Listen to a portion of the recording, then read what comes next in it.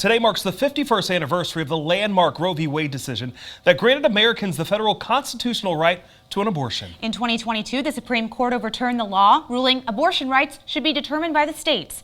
The Biden administration is making abortion rights a key focus. Vice President Kamala Harris kicked off her reproductive rights tour with a visit to Wisconsin today. Political reporter Darielle Fair was in Waukesha County today for the vice president's address. She has you covered on her message to voters.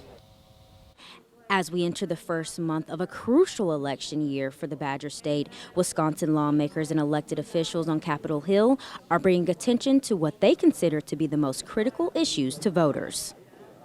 Among those, abortion access for the Biden-Harris administration as it kicks off its first organized effort to mobilize voters ahead of the first presidential election since the Supreme Court ruled the federal right to abortion unconstitutional. Vice President Kamala Harris launched her nationwide Fight for Reproductive Freedoms tour here in Waukesha County. On Monday, during her fiery remarks, the VOP arguing the decision has stripped women of their rights to protect their maternal health.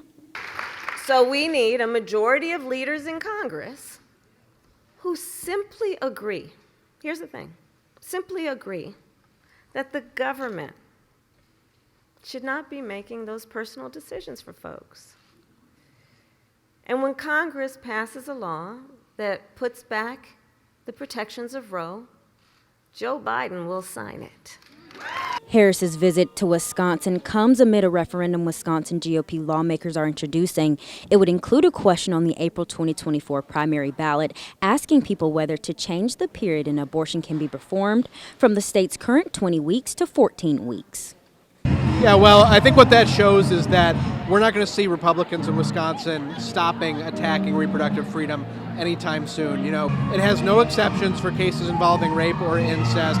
It's another draconian piece of legislation that we need to stop from becoming law. Call says abortion rights have continued to be a huge issue in the state's elections, and he's confident that's going to be the case again in 2024. But Democrats will continue to block coordinated efforts by the GOP to restrict it. Call says abortion rights have continued to be a huge issue in the state's elections, and he's confident that will be the case again in 2024. He says Democrats will continue to block those coordinated efforts by the GOP to restrict it. Live in Waukesha County, Darielle Fair, 27 News.